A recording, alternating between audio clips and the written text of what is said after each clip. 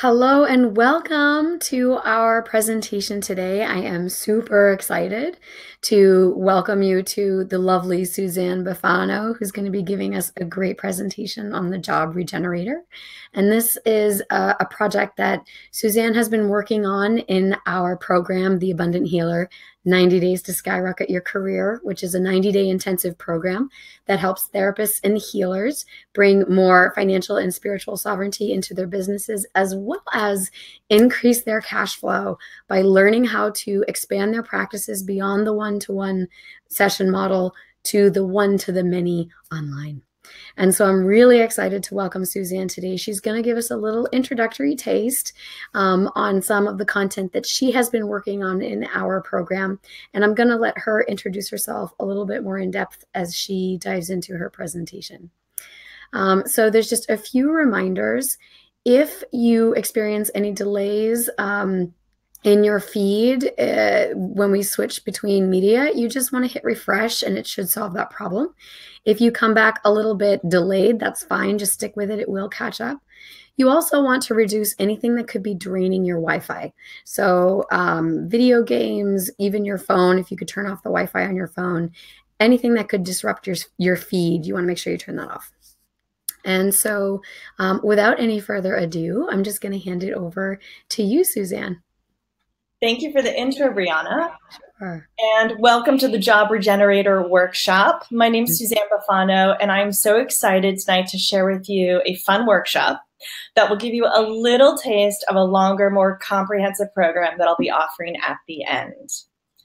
So let's get started. Here we go. And I just want to see if I can also pull up the chat box. There we go.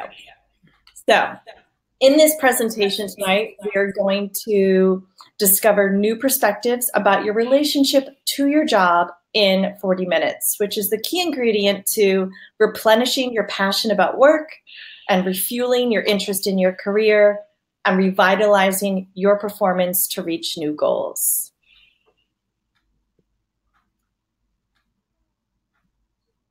So if you are here tonight, most likely you've experienced work dissatisfaction that has seeped into other areas of your life, leaving you feeling disheartened and immobilized in your career. And I'm wondering in the chat box if you can just say if you have felt either dissatisfied in your work or job, or if you felt disheartened about your career or stagnant with where you are. So usually there's about a 20-second delay from when you ask to when people can respond in the chat box, just so that people in the chat box know as well. Okay.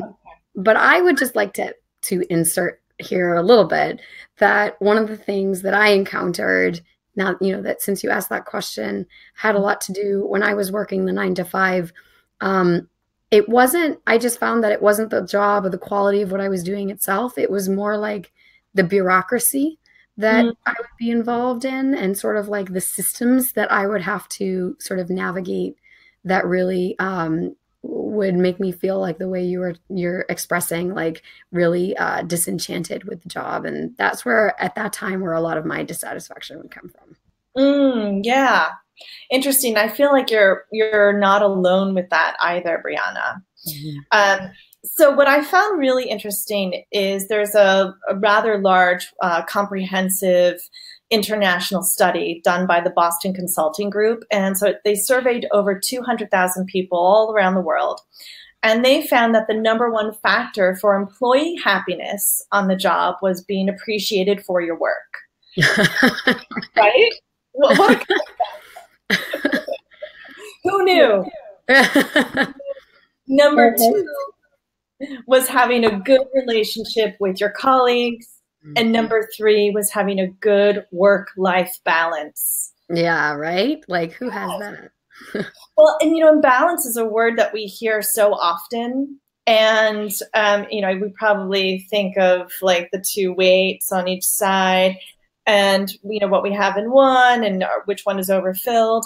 But an interesting question to put out there is, what does that look like to you? What really does balance mean to you? Yeah. So interestingly, Jacob Morgan, who's a futurist, author, and a keynote speaker, he listed 3 strategies for workplace success and thus happiness. One being becoming a perpetual learner. So not relying on your organization or your institution to offer you educational opportunities or for professional development, but really putting the onus on you. So it's up to you to learn how to learn and then be aware of how your skills and abilities can be applied, not just to what you're there to do or what your job is, but also to what maybe is not your job. And then number 2, another strategy for workplace success was your perception becomes your reality. And so this is where people say fake it till you make it, though I really think about that it's about perception. So your perception becomes your behaviors, your actions, and really determines how you feel. And then the third strategy is don't follow your passion, but bring your passion with you. And so this is like one of my most favorite I love that. right? Yeah, I love that. And when we had talked about this, you'd mentioned, I think it's worthwhile to mention that you had talked about sort of that shift in paradigm from, like, I think you said chasing it outside of yourself, like imagining that your passion is something you have to find, Yes. versus like that it's already something that exists within you. Because I mean, that is exactly what we talk about in the Abundant Healer program, right? Is this idea that it really starts from that inner space, right? Right. Because if we hear follow your passion, it really implies that it lives outside of us. And, but it's part of us. And I see Sharon is here, and she has no dissatisfaction currently. Also, but we have to do a different webinar. Appreciate yourself. Oh, great. Yeah. So we will move on. So if you are feeling disenchanted or immobilized in your career or profession, this can be damaging because it can upset the harmony in your professional, personal, social, spiritual, physical self. So the best way to contend with that is to really learn about your own unique way of exploring, perceiving, and interacting with the world through creative techniques to reestablish harmony in your life. And how you, once again, it goes back to perception, how you perceive your workplace will undoubtedly impact how you show up to work and perform. So if you perceive your workplace to be thunderstorms, high winds, and crashing waves, then you might find yourself in either an exhausting battle against the elements or running for cover. Yeah. I don't know if anyone's like locked themselves in their office. If you have an office. I can't tell you how many times I've just been like, at one point I worked, I was a director of a program, but it was an agency that really encouraged like no hierarchy, which, you know, in theory sounds great, but when you're basically in like a cubicle with everyone else, it's like no boundaries and like constant barrage of things. Yeah. I would just, luckily I had an art room where I would do groups, and every once in a while I'd like go into the art room and I'd close it and I'd turn off the lights and I'd just like pretend like I wasn't there. Yes. Yeah, it's so important to have that sacred space. Yeah. Yeah. And I'm also curious if anyone has ever experienced tension, unhappiness, maybe felt numb or stifled in your personal relationships as a result of job unhappiness. And you can just type into the chat box. After all, your workplace is just another relationship you are in. So identifying what brings you fulfillment in your relationships and what brings you dissatisfaction are important first steps to regeneration. And we know the workplace, it not only affects our work performance, but also our personal relationships. Absolutely. Who's got time to prioritize a relationship when you come home and you're like stressed out all day? Right. And then you're bringing home what, you know, your coworkers were saying to you. Yeah, just take it in, right? And then take it out on your spouse or whatever it is. So here are 5 ways to negotiate your world and become more adept at managing stressful life events. 1, expanding your learning. So learning how to perceive your work situation, exploring new ways of looking at it can help reduce feelings of running for shelter or fighting the battle of the elements. Increasing your communication. So identifying and communicating what brings you fulfillment and satisfaction in your relationships and what brings you dissatisfaction. So you're setting expectations for yourself and for others. And also deepen your listening practice. So really learning how to listen to what either your coworkers are saying, but also what maybe your body is telling you and what the environment is telling you.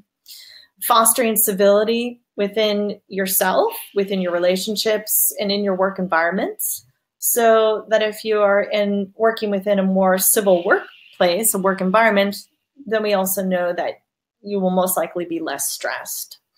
And improving your overall well-being. Certainly all 4 of these factors will impact your well-being. So all of these are fostered and facilitated through an exploration of metaphor. And for the purposes of this presentation, we will explore a quick and dirty exercise to get your creative juices flowing and reignite your passion for your job. And Sharon, I see you said, yes, I felt like I was becoming a caricature of myself.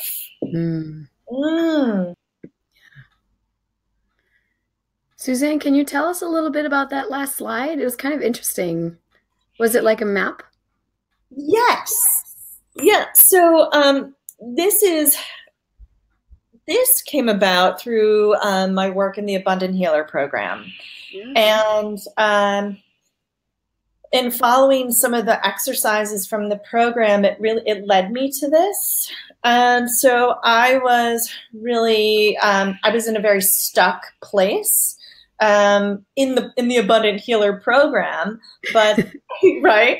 But I was also feeling that in other parts of my life. And so I returned to different ways that I have worked with clients in the past of using natural imagery and maps and landforms. And so I created a map of all of the different feelings that I was having. And because they'll always be there. It's where am I right now on the map? Oh, and I like that. Yeah. And then, how, there's sometimes that I can maybe move from one place to another, maybe more, quickly, or sometimes it'll take a longer time to get there. The journey's a little bit unknown. So that's where this image came from. Wow. Thank you for sharing that. Yeah. So before we get into it, I just want to ask you to imagine you're a kid again and that your job is actually like a playful game. So maybe it's a game that you've grown tired of or that bores you. And so we're going to experiment with 3 different ways to get the game back on track and to add a little bit of magic back into the play. I like that. Me too. I need some magic. Amen. Bring it on. Right? Where's my wand? So first, I'm going to tell you a little bit about who I am. I'm an artist, professor of art therapy, and an art therapist, and I've been practicing and teaching for over 15 years. And during that time, I've developed and regenerated educational and therapeutic programs in the school systems, Department of Juvenile Justice, transitional living spaces, and smaller community agencies and in medical settings, to name a few. And starting something new is certainly no easy task. Regenerating a program is just as demanding. So, how did I get here? I've used, like I said, in building the map that we saw earlier, I've used images and metaphors of landforms to assist children with regulating their emotions and learning to coexist with one another in the classroom. In a small family therapy agency, I've used metaphors in the pre-existing environment for community development through the construction and upkeep of a community garden and play space. And it wasn't until August of 2016 when I attended a workshop in Austria and spent time with the art psychotherapist there at a psychosomatic pain clinic, where the clinic was in Germany. And there I used natural imagery to look at my own relationships to my work and in my personal life through a new lens. And since I use imagery and metaphors to visualize new ways of strategizing how to take difficult work environments and redesign them into flourishing possibilities. I like that. And that is a little bit of what we're going to do tonight. Mm. So using metaphor is a really helpful way to harness overwhelming feelings through imagery and find a more compatible relationship to them. So in today's presentation, it's a little taste of a larger program that I will offer. And if you enjoy this presentation and want to learn more, stick around until the end and I will tell you more about it. So before we begin, we want to make sure you have a couple pieces of paper and some drawing or writing utensils handy. You're going to need it because this is a hands-on webinar. Like so. Nice, yes. Paper, and you can just have markers or pencil, pen. Does not have to be anything fancy. Have lying around.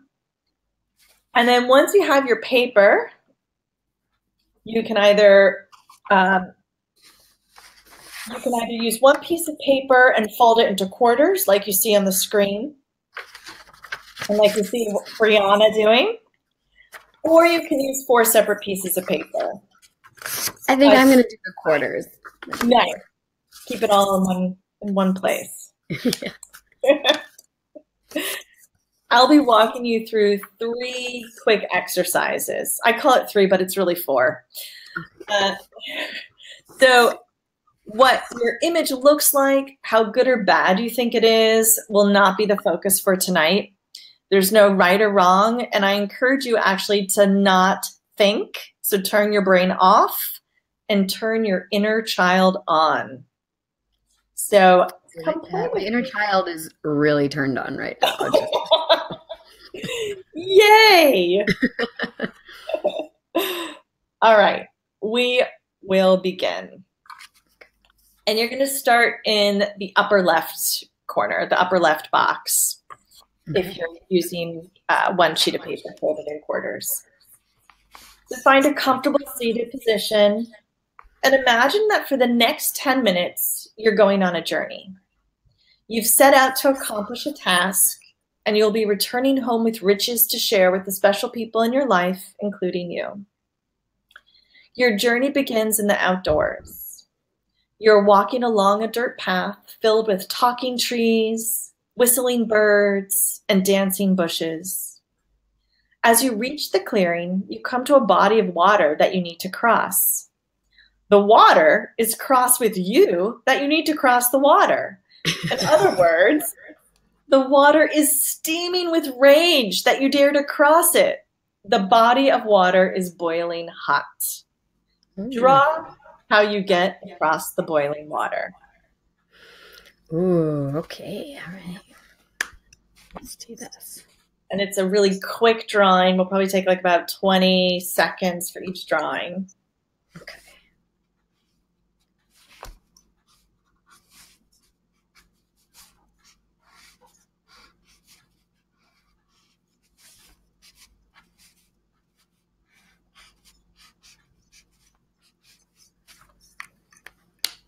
All right, I got my drawing.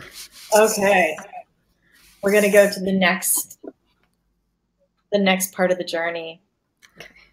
As you continue along your journey and leave the boiling water behind, you reach a mountain with a steep and narrow path on the incline.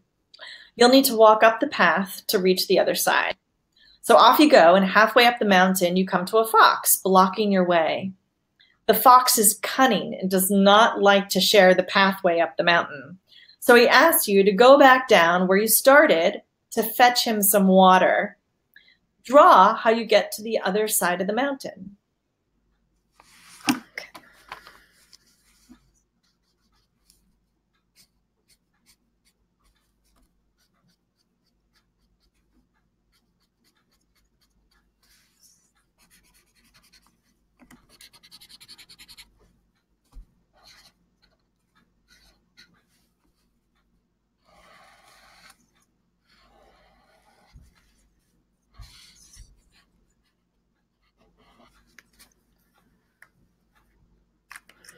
Okay, I've got my drawing.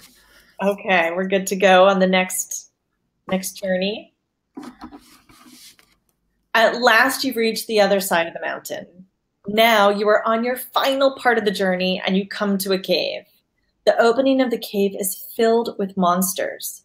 You need to get into the cave so you can make it through to the other side. Draw how you get past the monsters. Okay, I like that one.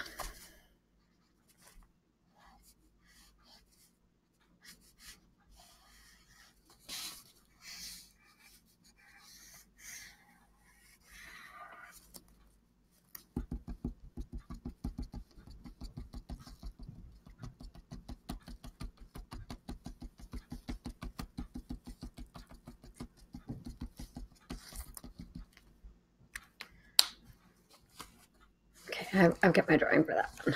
Okay. And so now we're coming up to the last box. You've come to the end of your journey. Waiting on the other side of the cave is a pedestal. Draw on the pedestal something that you prize, cherish greatly.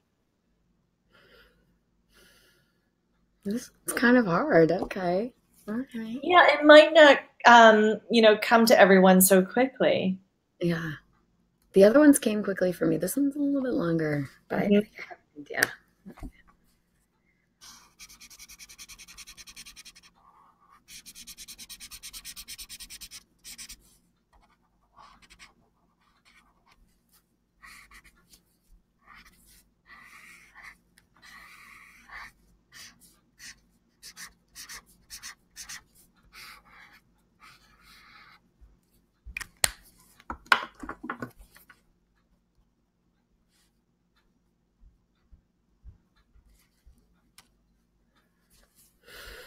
Okay, I've got my drawing for that one. Great. We're going to move on. To spend time with each of the landscape obstacles that you drew and traverse through the landscape and really imagine or reimagine your journey and make note of how you were able to cross each obstacle and reach the end. So, for example, when you were crossing the body of water, are you swimming across an ocean, building a raft, hitching a ride from another boat, waiting for the ferry, or maybe hoping for cool rain to calm the boiling seas? And in the chat box, if you want to add in how you cross the body of water, I really wish I could see everyone's drawings. Well, while people are responding in the chat box, I don't mind sharing what I came up with. Okay, great. So I have, this was my top corner here, if you can see it. And so I ended up drawing hot air balloons. Hot air balloon. Yeah. And, it was interesting because what came up for me was you described it as like this angry kind of boiling sea. And I was like, I thought about a bridge, I thought about a boat, all that. And I was like, oh, no. Like, that's still too close. Like, I want to be like way up and over and like nowhere near that. Yes.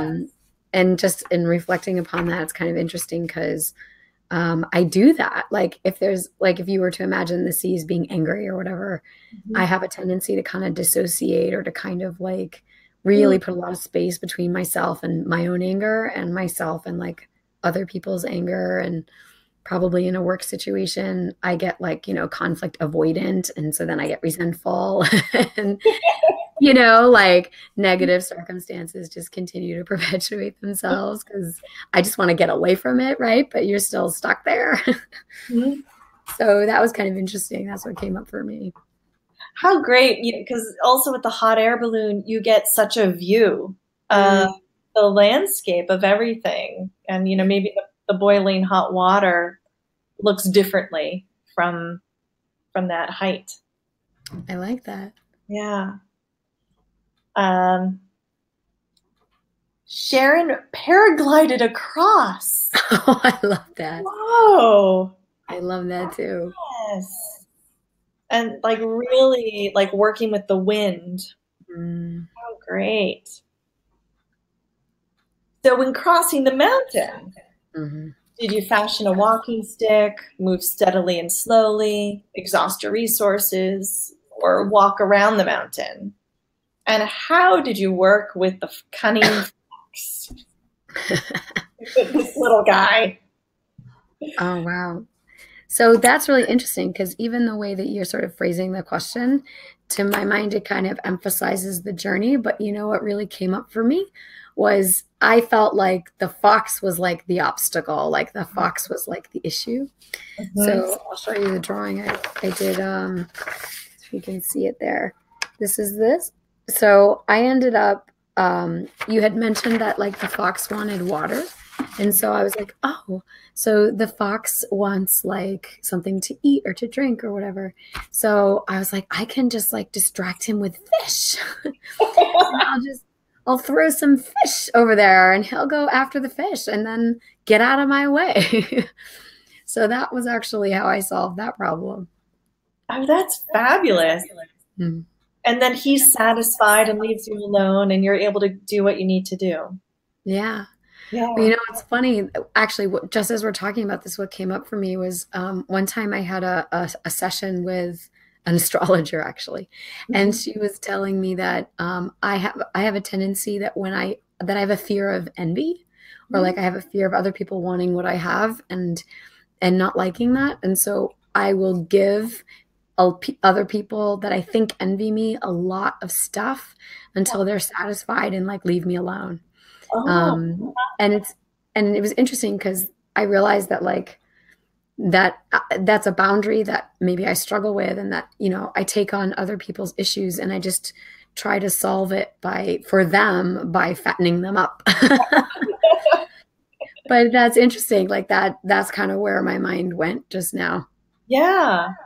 That's really fascinating. And the fox was, not really trustworthy. I mean, look at this guy, Yeah, he's cunning, like not letting you go past and like trying to make you do stuff. And we're like, Yeah, we just came from the boiling water. yeah. I would want to go back.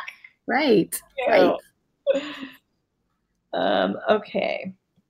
So we will move on. And how did you get past those monsters in the cave? Yeah. So for me, that came super easily. I immediately, well, it came a little bit quickly. It's an invisible cloak. So for me, I imagined just putting on an invisible cloak so that the monsters couldn't see me. Yes. That, being able to fashion something for yourself so that you're then able to like outmaneuver your environment or whoever's in your environment that's making things a bit harder for you is such a great tool to have. It's such a great coping strategy. Yeah. And I see Sharon just wrote, I knew I couldn't outfox him, so I just walked around the mountain instead. I know my limits. I like that. I like that. Oh, man. I'm not even going to deal with that. Exactly. I'm not even going to water fit. No. Yeah.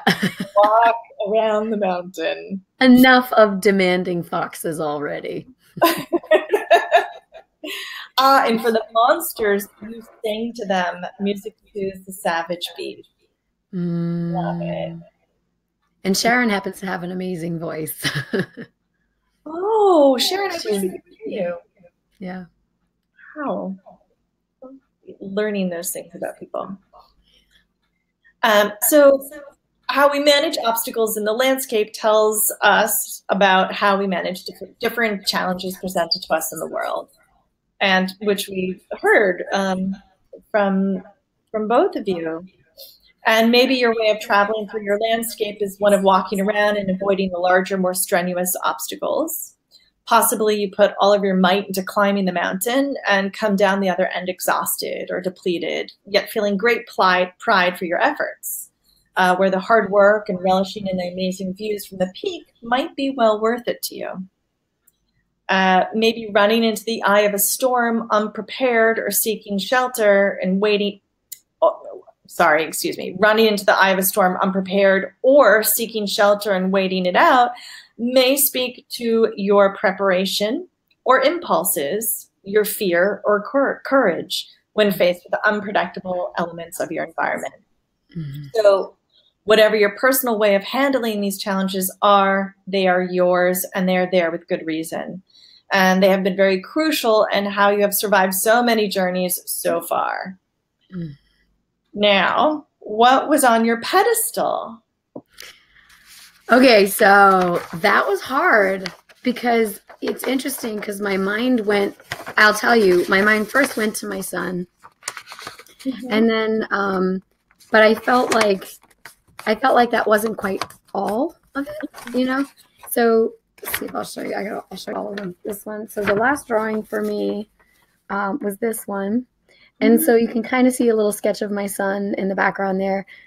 But then I drew like this anvil. And for me, the anvil represents longevity, strength, endurance, and substance. Mm. So it was almost like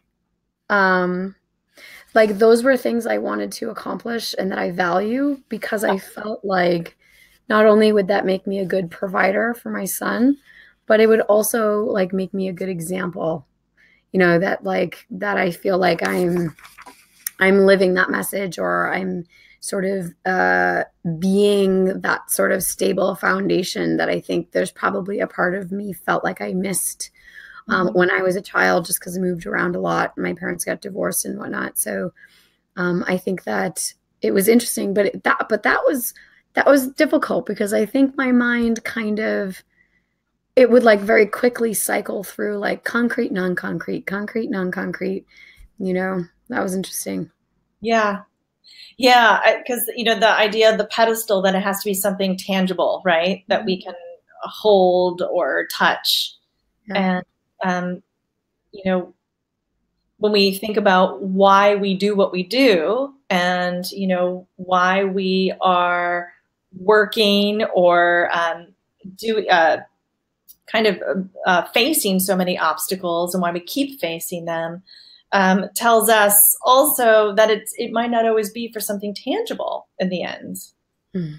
And I love how, you know, what you have on your pedestal, Brianna, also is something that can doesn't just live with you or exist with you, but also is something that can be passed down and, you know, carried to other people.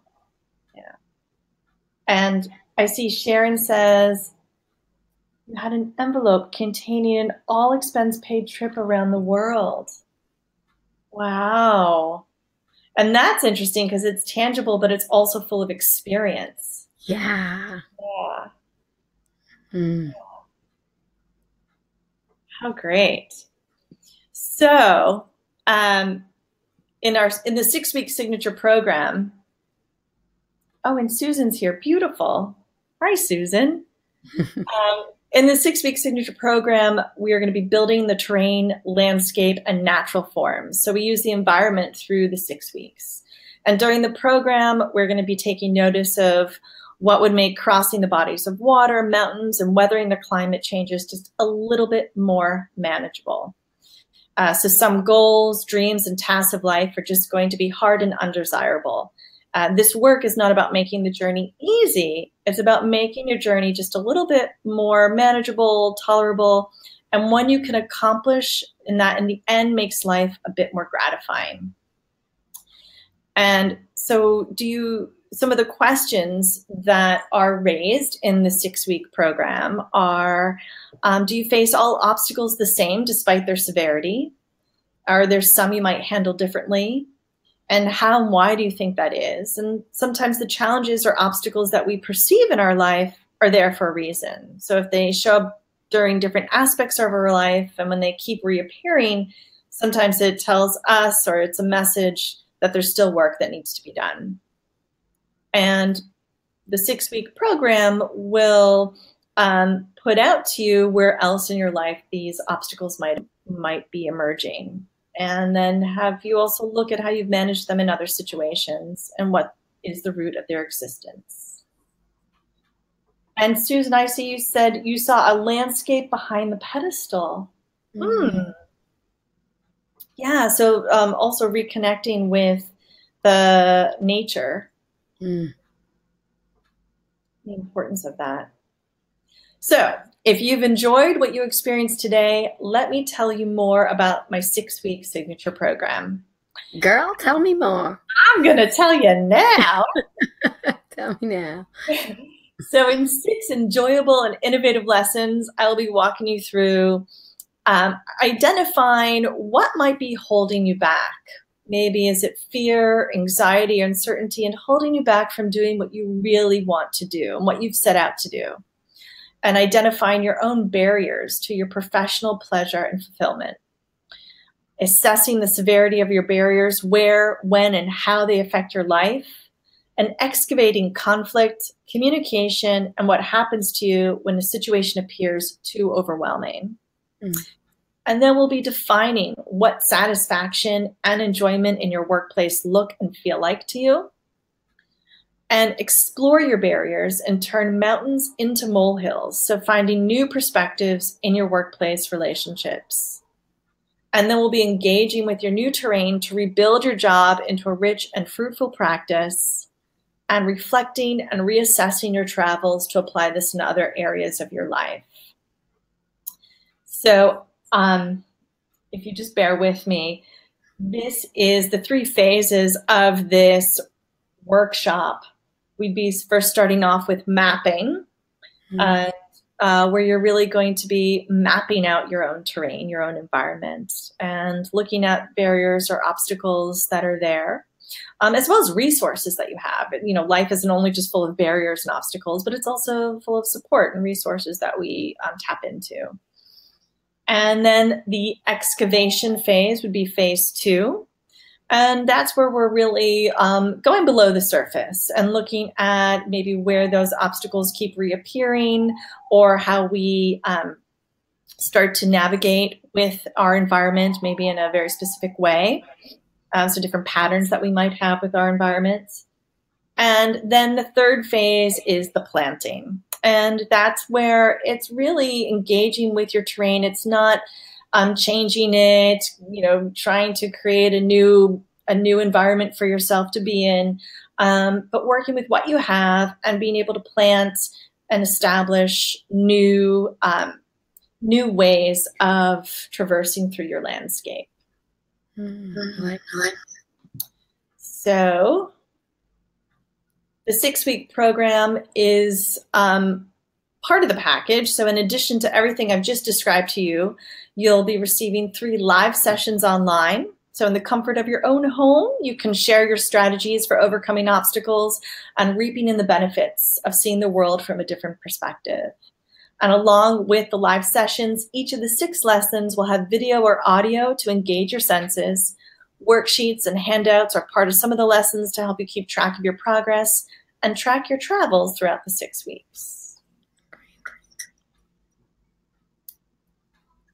Oh, that's good. I love this photo. Sure, I love it. Right? Where's the fox now? So if you find yourself struggling with your own thoughts, fear, or anxieties that are holding you back from doing what you really want to do, this 6-week program is right for you. And this is how you can sign up for the program. You can get in touch with me. And I'm at palmsupcreativconsultant@gmail.com. So you can just send me an email and I can get you started. Is that a hand raise? It's a palms up, baby. Palms up. I love that. Palms up. Yeah, you took this to a whole new level. I haven't even thought about it like this. I love that. Wow, thank you so much for sharing your presentation with us. Yes, I'm so glad that we had Susan and Sharon with us as well on the line. Yeah. So I'm going to bring us back to video. Okay. And maybe we can just open up the chat box for any feedback or any questions that either Susan or Sharon may have for you. or maybe even just ask, like, how did you experience the directive? If there were aspects of it that you felt afforded you some insight into how you might operate in a professional situation, things like that. And while they are responding to that, Suzanne, I just have a couple questions for you. You had talked about doing workshops in Austria, and that had kind of informed how you came to this method of approaching the workplace and workplace environments. And I was just wondering if there was a quality to your experience in those workshops that kind of, turned you on to this, like, or was there sort of an aha moment that you had, and what that was like?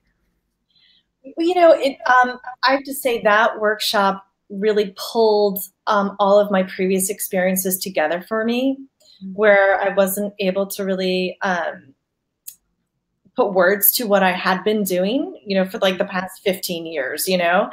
And in that workshop, it was so interesting because it was us actually hiking through the Alps. Mm-hmm. And so like the actual obstacles, the landscape, like we really had to figure out how to maneuver it, and what we were going to do, and what path we were going to take. And so really really having to experience that, with the body, and then making art, and not just making art about it, but then also using using a lot of sand, so a lot of natural materials also in our art making. Mm-hmm. And so the workshop was just really rich in that way, and really helped for me to piece together what I had just been naturally doing, but really didn't realize it, And so I use nature and the existing environment around us so much in my work as an artist and an art therapist. And so that workshop really helped to inspire this 6-week program. Yeah.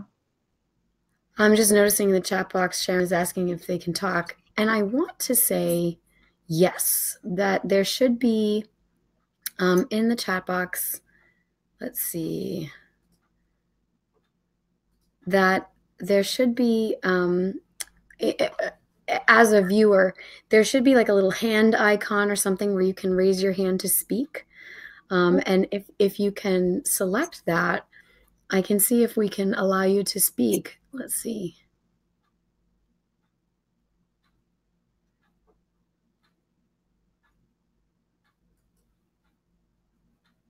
I think I just sent an invitation to Sharon. And Sharon, if you can see it, you might try to accept that. It might let you on. Susan says there's a Yeah. request. So try accepting that request. Let's see if we can get you on the call. Are you saying that to me? To Sharon. Oh, to Sharon. Okay. Yeah, if it will let her enter into the.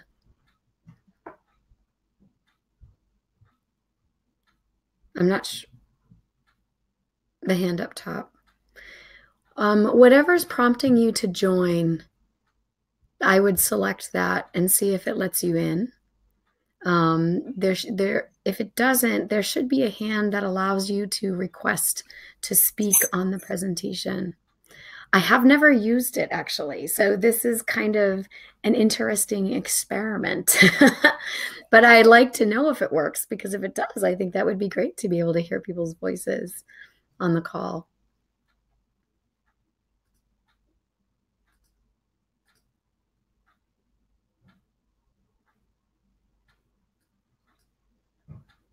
So how's it going, Sharon? Or I'm sorry, Susan says, oh, so I must have requested Susan. All right, let me request Sharon. Let's see. That's odd. It says that she's in, but I don't see her. Okay, I don't think it's working.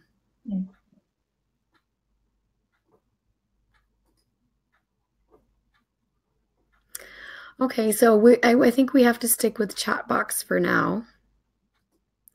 But I like the idea of, oh, I see a hand raised. Okay, let's see if that works. And now it says no requests pending.